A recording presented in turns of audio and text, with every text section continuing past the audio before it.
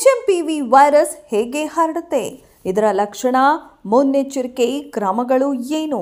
ಕರ್ನಾಟಕಕ್ಕೆ HMPV virus ಕಾಲಿಟ್ಟಿದ್ದು ಬೆಂಗಳೂರಿನಲ್ಲಿ 8 ತಿಂಗಳ ಮಗುವಿಗೆ ಸೋಂಕು ದೃಢವಾಗಿದೆ. ಈ ಹಿನ್ನೆಲೆ ಆರೋಗ್ಯ ಇಲಾಖೆ ಅಧಿಕಾರಿಗಳು ಜಾಗ್ರತೆ ವಹಿಸುವಂತೆ ಸಲಹೆ ನೀಡಿದ್ದಾರೆ. ಉಸಿರಾಟದ ವೈರಸ್ ಇದಾಗಿದ್ದು ಅದು ಸೌಮ್ಯ ಶೀತದಿಂದ ಹಿಡಿದು ನಿಮೋನಿಯಾ ಮತ್ತು ಬ್ರಾಂಕಿಯೋಲಿಟಿಸ್ನಂತಹ ತೀವ್ರವಾದ ಶ್ವಾಸಕೋಶದ ಸೋಂಕುಗಳವರೆಗೆ ಕಾಯಿಲೆಗಳನ್ನ ಉಂಟು ಮಾಡುತ್ತೆ. ಫ್ಲೂ ಅಥವಾ ರೆಸ್ಪಿರೇಟರಿ ಸಿನ್ಸಿಟಿಯಲ್ ವೈರಸ್ಗಿಂತ ಕಡಿಮೆ ಗುರುತಿಸಲ್ಪಟ್ಟಿದ್ರೂ ಕೂಡ HMPV ವಿಶ್ವದಾದ್ಯಂತ ವಿಶೇಷವಾಗಿ ಚಳಿಗಾಲ ಮತ್ತು ವಸಂತ ಕಾಲದಲ್ಲಿ ಉಸಿರಾಟದ ಕಾಯಿಲೆಗಳಿಗೆ ಗಮನಾರ್ಹ ಕಾರಣವಾಗಿದೆ. ವಿಶೇಷವಾಗಿ ಚಿಕ್ಕ ಮಕ್ಕಳು, ವಯಸ್ಸಾದವರು, ಗರ್ಭಿಣಿಯರು ಮತ್ತು ದುರ್ಬಲ ರೋಗ ನಿರೋಧಕ ಶಕ್ತಿಯನ್ನ ಹೊಂದಿದವರಿಗೆ ಈ ವೈರಸ್ ಅವರಿಗೆ ಗಮನಾರ್ಹ ತೊಂದರೆಗಳನ್ನು ಉಂಟು ಮಾಡಬಹುದು.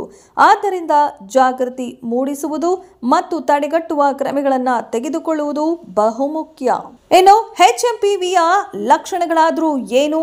ಕೆಮ್ಮು, ಜ್ವರ, ಮೂಗು ಕಟ್ಟುವಿಕೆ, ಉಸಿರಾಟದ ತೊಂದರೆ, ದೇಹದಲ್ಲಿ ನೋವು, ತಲೆನೋವು. HMPVಗಾಗಿ ಹೆಚ್ಚಿನ ಅಪಾಯದ ಗುಂಪುಗಳು: ಚಿಕ್ಕ ಮಕ್ಕಳು, ಶಿಶುಗಳು ಮತ್ತು ಅಂಬೆಗಾಲಿಡುವ ಮಕ್ಕಳು, ವಿಶೇಷವಾಗಿ ಬ್ರಾಂಕಿಯೋಲಿಟಿಸ್ ಮತ್ತು ನಿಮೋನಿಯಾದಂತಹ ಗಂಭೀರ ಉಸಿರಾಟದ ಪರಿಸ್ಥಿತಿಗಳಿಗೆ ಗುರಿಯಾಗುತ್ತಾರೆ. ವಯಸ್ಸಾದ ವಯಸ್ಕರು, 65 ಅಥವಾ ಅದಕ್ಕಿಂತ ಹೆಚ್ಚಿನ ವಯಸ್ಸಿನ ವ್ಯಕ್ತಿಗಳು, ಹಾಗೆಯೇ ಅಸ್ತಮಾ ಅಥವಾ COPD ಯಂತಹ ದೀರ್ಘಕಾಲದ ಆರೋಗ್ಯ ಸಮಸ್ಯೆಗಳನ್ನ ಹೊಂದಿರುವವರು ತೊಡಕುಗಳನ್ನ ಹೊಂದುವ ಸಾಧ್ಯತೆ ಹೆಚ್ಚು. ಗರ್ಭಿಣಿಯರು, ಗರ್ಭಾವಸ್ಥೆಯಲ್ಲಿ HMPV ಉಸಿರಾಟದ ಸಮಸ್ಯೆಗಳಿಗೆ ಕಾರಣವಾಗಬಹುದು. ಇದು ತಾಯಿ ಮತ್ತು ಮಗುವಿನ ಆರೋಗ್ಯಕ್ಕೆ ಅಪಾಯವನ್ನುಂಟು ಮಾಡುತ್ತದೆ.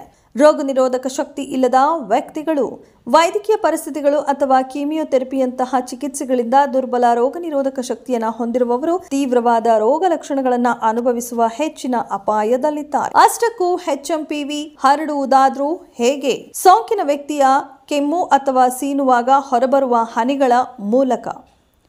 ಸೋಂಕಿತ ವ್ಯಕ್ತಿಯ ಸ್ಪರ್ಶಿಸಿದ ವಸ್ತುಗಳನ್ನು ಸ್ಪರ್ಶಿಸಿದ ನಂತರ ಮುಖವನ್ನು ಸ್ಪರ್ಶಿಸುವ ಮೂಲಕ HMPV ಹೀಗೆ ಹರಡುತ್ತೆ.